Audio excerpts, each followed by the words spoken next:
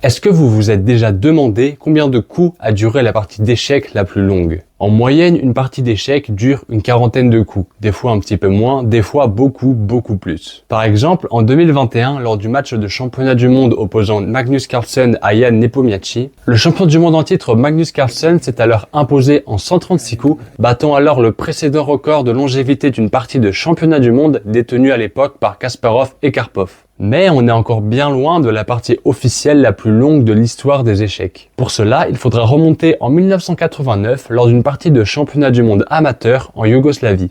La partie opposant Ivan Nikolić et Goran Arsović s'est terminée par une nulle au bout de 269 coups et 20 heures de partie acharnée. Ce qui fait d'elle la partie officielle la plus longue jamais enregistrée. Sauf qu'à vrai dire, il y a un petit problème avec cette partie. Aux échecs, il y a une règle qui fait en sorte que les parties ne puissent pas durer éternellement. C'est la règle des 50 coups. Cette règle, elle va être très importante pour la vidéo et je vais y faire allusion plusieurs fois, donc écoute bien. Cette règle, elle stipule que si aucun des deux joueurs n'a avancé de pion ou mangé de pièces adverses pendant 50 coups, la partie est déclarée nulle. Enfin bon, c'est pas tout à fait ça et ça aura son importance par la suite, mais j'en reparle plus tard. Ce qu'il faut que tu retiennes, c'est que 50 coups sans poussée de pion ou prise de pièces, c'est partie nulle. Or, dans la partie opposant Arsović à Nikolić, ils sont tombés dans une finale tour fou contre tour au 160e coup. Or, la partie a duré 269 coups. Ce qui veut dire que 102 coups ont été joués sans prise ni poussée de pion, soit plus du double de la limite imposée par la règle des 50 coups. Mais alors, comment est-ce que c'est possible? Pourquoi est-ce que l'arbitre n'est pas venu arrêter la partie? Eh bien tout simplement parce qu'avec les règles de l'époque, en 1989, on mettait des exceptions sur la règle des 50 coups. À l'époque, on estimait que certaines finales comme Dame contre deux fous, deux cavaliers contre pion, deux fous contre cavalier ou encore tour fou contre tour avaient besoin de plus de 50 coups pour être gagnées. Alors, ces finales-là s'étaient vues attribuer une dérogation et pouvaient être jouées jusqu'à 100 coups sans prise ni poussée de pion. Et dans le cadre de la partie qui nous intéresse, nos deux Lascars, là, ils ont joué jusqu'à 102 coups sans prise ni poussée de pion. Je sais pas pourquoi 102, pour le plaisir du kiff sûrement. Mais en tout cas, ce qui est sûr, c'est que ça nous donne la partie la plus longue jamais enregistrée avec 269 coups. Mais la vidéo est loin d'être terminée, car on est encore loin de la vraie partie la plus longue de toute l'histoire des échecs. Nous sommes le 11 mai 1997. Une onde de choc vient d'éclater dans le monde des échecs. Le champion du monde en titre, Garry Kasparov, vient de s'incliner face à Deep Blue, le meilleur ordinateur à ce jour. C'est officiel. À cette date, l'ordinateur vient de dépasser l'être humain. Et depuis, l'écart s'est creusé. Et actuellement, la différence de niveau entre ordinateur et humain est abyssale. Mais ok, remontons gentiment vers le présent. En juin 2020, s'est déroulée une compétition dont tu n'as sûrement jamais entendu parler de ta vie. La saison 18 de la TCEC, The Top Chess Engine Championship. Comme tu l'as sûrement deviné dans le titre, le TCEC est un tournoi opposant les meilleurs ordinateurs de l'humanité. La finale de ce tournoi a opposé Stockfish et Lila Zero, tous les deux classés respectivement 3801 et 3813 Elo. Pour te donner un élément de comparaison, l'actuel numéro 1 mondial Magnus Carlsen est classé 2833 Elo, tandis que moi je suis classé 1952 Elo Feed. Ce qui signifie qu'il y a plus d'écart de niveau entre le numéro 1 mondial et les meilleurs ordis qu'entre moi et le numéro 1 mondial. Personnellement, ce genre de data, ça me fait complètement bugger et ça me fait réaliser à quel point on est incapable de conceptualiser le niveau d'un ordinateur aux échecs. Mais enfin bref, pourquoi est-ce que je parle de ce match et quel rapport avec la partie la plus longue? En fait, comme les ordis sont extrêmement forts, les parties sont aussi extrêmement serrées et durent extrêmement longtemps. Beaucoup de parties d'ordi se jouent avec des jeux de manœuvres très longs parfois en gardant beaucoup de pièces pendant très longtemps sur l'échiquier. Lors de cette finale de la TCEC, Stockfish et Lila Zero vont s'affronter dans une finale qui va durer pendant 100 parties. Et lors de la partie 73, les deux machines vont se laisser avec un demi-point après avoir joué ni plus ni moins que 357 coups. Et cette fois-ci sans tricher avec la règle des 50 coups. Pour ceux qui ont déjà joué en partie lente et officielle, sachez qu'ils auraient eu besoin de 5 feuilles de partie pour annoter toutes leurs parties en entier. Je tiens à préciser que j'ai eu beaucoup de mal à trouver cette information sur la partie d'ordi la plus longue, alors c'est totalement possible que j'ai raté d'autres parties d'ordi qui auraient duré plus longtemps.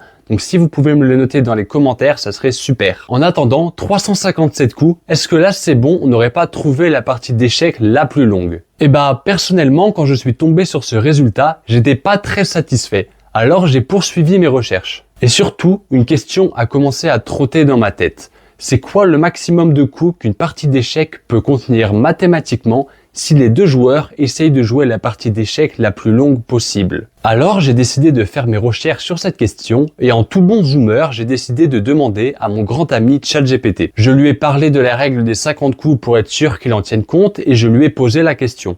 Dans la réponse de ChatGPT, je vois qu'il me parle de 16 pièces à capturer, entre parenthèses 8 pions et 8 pièces majeures. Je comprends alors qu'il y a un problème car ChatGPT veut manger les rois, ce qui pose problème. Je lui fais alors la remarque. Il fait donc un nouveau calcul en prenant en compte ça. Il multiplie le nombre de pièces comestibles par 50, ce qui donne 1500 coups. Et il compte alors le nombre de coups de pion possibles de la part des deux joueurs, mais il le multiplie pas par 50, je ne sais pas pourquoi. Je lui fais donc la remarque et il se corrige avant de me donner le calcul suivant. 4800, c'est tout simplement le nombre de coups de pion effectués par les deux joueurs en avançant d'une case par une case et ça nous donne 87, tout simplement parce qu'il y a 8 pions qui font 6 déplacements et en tout il y a 16 pions. 16 x 8 x 2, 96, qu'il multiplie donc par 50 pour la règle des 50 coups, et ça donne effectivement 4800. Pour 1500, c'est ce que j'ai dit tout à l'heure, c'est-à-dire le nombre de pièces comestibles sans les rois, soit 30 pièces, x 50, ça fait effectivement 1500. Et pour les derniers 50 coups, ChatGPT m'explique que c'est les derniers 50 coups qu'on peut jouer avant de forcer le mat. Sauf que ça fait absolument pas sens parce qu'une fois les 30 pièces comestibles mangées, et la nulle est déclarée automatiquement car on ne peut pas continuer à jouer avec juste 2 rois. Ce qui nous fait donc 50 coups à enlever et on obtient donc un résultat de 6300 coups. Seulement, une fois ce résultat atteint, j'ai l'impression que quelque chose cloche. Alors je me pose quelques minutes et je réfléchis à la viabilité de ce modèle. Et après quelques minutes de réflexion conceptuelle sur ce modèle-là, je me rends compte qu'il y a un problème au niveau du passage des pions. Si vous connaissez bien les règles des échecs, vous savez qu'un pion est condamné à rester sur sa colonne de départ à moins de pouvoir manger une pièce en diagonale. Alors, un pion ne pourra pas avancer jusqu'à faire une dame car il sera bloqué par le pion adverse, se neutralisant mutuellement. Pour résoudre ce problème, on a alors deux options. Soit on décide de manger le pion adverse avec une de nos pièces, mais auquel cas on perdrait un pion qui avait encore au moins 3 coups à jouer, ce qui a un potentiel de reset de la règle des 50 coups extrêmement important. L'autre option, c'est de manger une pièce adverse avec notre pion de manière à ce qu'il se faufile entre les mailles du filet et aille de l'autre côté de la chaîne de pions adverse. On pourrait croire que cette solution est optimale, mais elle a un défaut, car en même temps de faire un coup de pion, on fait aussi un coup de prise de pièce, ce qui nous fait perdre 50 coups. En comprenant cela, je comprends également que malheureusement, mon résultat de 6300 coups n'est pas viable et que ce gros œil de ChatGPT ne m'aidera pas à résoudre mon problème. Je décide alors de reprendre mes recherches sur internet et je tombe sur un article très intéressant qui s'appelle « Quelle est la partie d'échecs la plus longue possible ?» Quand je vois ça, je suis très content, je me dis tiens, ça a l'air pile ce que je recherche. Et le premier truc que je comprends en lisant cet article, c'est que je me suis trompé sur la règle de base, ce dont je te parle depuis le début de la vidéo. En fait, la règle des 50 coups a une subtilité, et ça change tout. Selon l'article 9.3b de la Fédération française des échecs, au bout de 50 coups sans prise ni poussée de pion, l'un des deux joueurs a le droit de déclarer nul. A le droit, voilà la subtilité. La règle des 50 coups ne déclare pas la partie nulle, elle donne au joueur le droit de le faire. Et ça change tout. Car, à vrai dire, les joueurs sont sous la contrainte d'une autre règle, celle de l'article 9.6. Cet article stipule qu'une partie est déclarée nulle quand 75 coups sans prise ni poussée de pion ont été joués. 75 coups. Et pas 50. À ce moment-là, c'est carrément l'arbitre qui doit intervenir pour déclarer la partie match nul. Bon, pour tout vous dire, étant arbitre d'échecs, j'avais connaissance de cette règle, mais je pensais que l'appliquer c'était un petit peu de la triche, même si en vrai, théoriquement, ça reste légal de jouer 75 coups à chaque fois. Bon, du coup, vous l'avez compris, ça va drastiquement changer nos calculs et ça va surtout drastiquement augmenter le nombre de coups de notre partie. Enfin bref, sinon je continue à lire l'article et je me rends compte que j'avais raison. Les pions étant bloqués par les pions adverses, on ne peut pas utiliser le simple calcul donné par ChatGPT. Dans l'article, ils expliquent alors que la manière la plus économique de régler ce problème, c'est bien de sacrifier 8 pièces pour pouvoir faire passer les 8 pions à travers la structure adverse. Malheureusement, si vous êtes un fin connaisseur des échecs, vous avez sûrement tiqué quand j'ai parlé de sacrifier 8 pièces, mais on y reviendra tout à l'heure. D'ailleurs, je précise tout de suite avant que vous vous enfuyiez que, même si ça vous paraît pas clair tout ce que je dis, vous inquiétez pas, à la fin de la vidéo, je vais vous montrer une partie d'illustration de la partie la plus longue pour que vous compreniez bien et vous inquiétez pas, tout sera très clair. Mais bref, pour revenir à nos moutons, on va donc effectuer dans notre partie la plus longue 8 coups qui seront à la fois des prises et des coups de pion. On va donc perdre en tout 8 fois 75 coups. 96, le nombre de coups de pion possibles, plus 30, le nombre de pièces collectives, moins 8, le nombre de coups de pion et de prise effectués à la fois. Le tout multiplié par 75 vu qu'on utilise la règle des 75 coups. Ce qui nous donne un résultat de 8850 coups. Alors voilà, on a trouvé 8850 coups.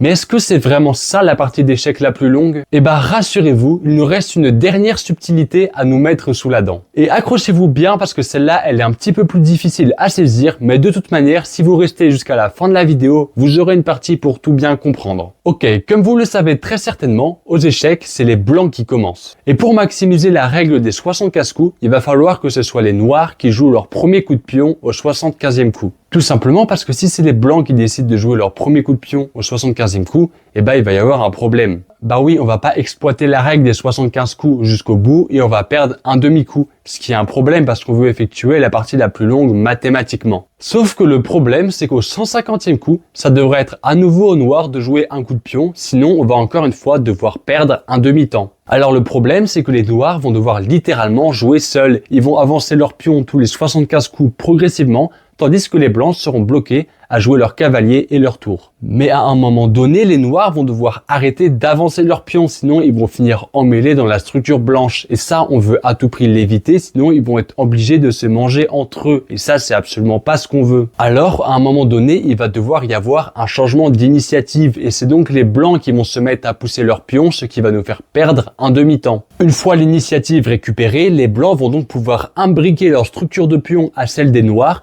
puis ensuite manger les pièces que vont sacrifier les noirs de manière à faire passer leur pion de l'autre côté et à pouvoir faire des dames. Sauf que comme je l'ai introduit tout à l'heure, il va y avoir un problème car aux échecs, on n'a que 7 pièces à pouvoir sacrifier étant donné qu'on ne peut pas sacrifier le roi. Par conséquent, un des pions blancs va devoir rester de l'autre côté de la structure noire, mais c'est un problème qu'on réglera tout à l'heure. Une fois que tous les pions blancs se sont transformés en dames, ça va être alors aux noirs de récupérer l'initiative, ce qui va nous faire perdre un deuxième demi-temps. Les noirs vont alors pousser leur pion jusqu'à faire plein de dames et vont manger une pièce blanche avec leur dernier pion bloqué pour pouvoir faire une dame également. Ensuite, avec toutes leurs dames, ils vont alors manger toutes les pièces blanches, laissant exclusivement le dernier pion restant des blancs. À ce moment-là, il faut faire très attention à ce qu'il reste tout le temps des cases pour le roi blanc de manière à ne pas le forcer à avancer son pion blanc. Ensuite, il va y avoir le dernier changement d'initiative qui va nous faire perdre le dernier demi-temps. Une fois l'initiative récupérée, les blancs vont alors avancer leur dernier pion, évidemment en faisant des pauses de 75 coups entre chaque coup de pion. Ils vont alors faire une dame et avec leur seule et unique dame, ils vont manger toutes les dames noires restantes en espaçant toutes les prises, encore une fois, de 75 coups. Une fois toutes les dames noires mangées, il restera alors qu'un roi blanc, une dame blanche et un roi noir. Les blancs vont alors temporiser pendant 74 coups, puis mater au 75e. Voilà alors à quoi ressemble le vrai calcul de la vraie partie la plus longue aux échecs. 96 plus 30 moins 8, le tout fois 75, moins 3 fois 1,5. Ce qui nous donne 8848,5. Bon, on pourrait même dire 8849 parce que quand les blancs font échec et mat, c'est au 8849e coup. Mais en soi, le nombre précis, c'est 8848,5 parce que les noirs ne peuvent pas jouer 8849 coups. Eux, ils en jouent que 8848. Donc voilà, 8848,5, c'est donc le nombre précis de la partie la plus longue possible aux échecs mathématiquement. Et d'ailleurs, pour le prouver, il y a un mec qui s'appelle François Labelle qui a décidé de jouer une partie contre lui-même pour illustrer tout ça. Ouais, le mec avait du temps devant lui pour jouer 8849 coups contre lui-même. Mais du coup, comme promis, pour être sûr que vous compreniez bien comment se passe la partie, je vais vous montrer des extraits des temps forts de la partie de François Labelle contre François Labelle. Au début, les deux joueurs se contentent de jouer leurs coups de cavalier et de tour. Mais au 75e coup, les noirs jouent alors leur premier coup de pion E6. On va maintenant passer très rapidement les coups et regarder à quoi ressemble la position au millième coup. Les noirs ont mis leur structure de pion en place tandis que les blancs se contentent de bouger leur cavalier un peu partout sur l'échiquier. Au coup 1050, étant donné que les noirs n'ont plus de raison de pousser leur pion, on inverse alors les couleurs et c'est alors aux blancs de prendre l'initiative et de jouer leur premier coup, G3. J'avance jusqu'au coup 2000. Regardez à quoi ressemble la position, elle est assez marrante. On voit que les blancs ont commencé à bien avancer leur structure, mais les pièces sont imbriquées très bizarrement, voilà, c'est assez drôle. Au coup 2100, on a alors la première prise de la partie. Les blancs mangent le cavalier des noirs en G7 pour pouvoir passer leur premier pion jusqu'à dame. Ce scénario se répète alors encore 6 fois jusqu'à ce que les blancs au coup 4125 effectuent leur 8e dame ayant passé 7 de leurs 8 pions. Le pion E2 restant alors bloqué derrière la structure car les noirs n'ont plus de pièces à sacrifier pour le faire passer. 74,5 coups plus tard, au coup 4199, les noirs reprennent leur initiative en rejouant un coup de pion, le coup H6. Au coup 4424, les noirs mangent une tour blanche avec leur pion bloqué derrière le dernier pion blanc qui gêne. De cette manière, tous les pions ont le champ libre pour aller à dame. On n'aura plus besoin de faire un coup de prise et un coup de pion en même temps. Au coup 6749, tous les pions noirs sont enfin arrivés à dame et on se retrouve donc avec 16 dames sur l'échiquier. Je sais pas ce que t'en penses, mais moi je trouve que cette position est quand même très esthétique. Au coup 6824, les noirs commencent à manger toutes les pièces blanches avec leurs dames. Au coup 7724, les noirs ont mangé absolument toutes les pièces blanches, sauf le pion E2 qui est resté encore sur sa case de départ et qu'on va gentiment avancer jusqu'à dame. D'ailleurs, 74,5 coups plus tard, au coup 7799, on a le dernier changement d'initiative avec les blancs qui poussent leur pion en E3. On atteint alors le coup 8174 et les blancs transforment leur pion E en une dame. Les blancs entreprennent alors, grâce à leur dernière dame, de manger toutes les pièces noires une par une. Et au coup 8774, la dernière dame noire est mangée. Il nous reste alors, comme prévu précédemment, un roi blanc, une dame blanche et un roi noir. Il nous reste encore 74 coups à batifoler, à tourner en rond, et au coup 8849, blam, dame G4, échec et mat. Les blancs gagnent. Alors dans sa partie, François Labelle, il a décidé de faire échec et mat parce que j'avoue c'est un petit peu plus joli, mais il aurait pu décider de jouer n'importe quel autre coup,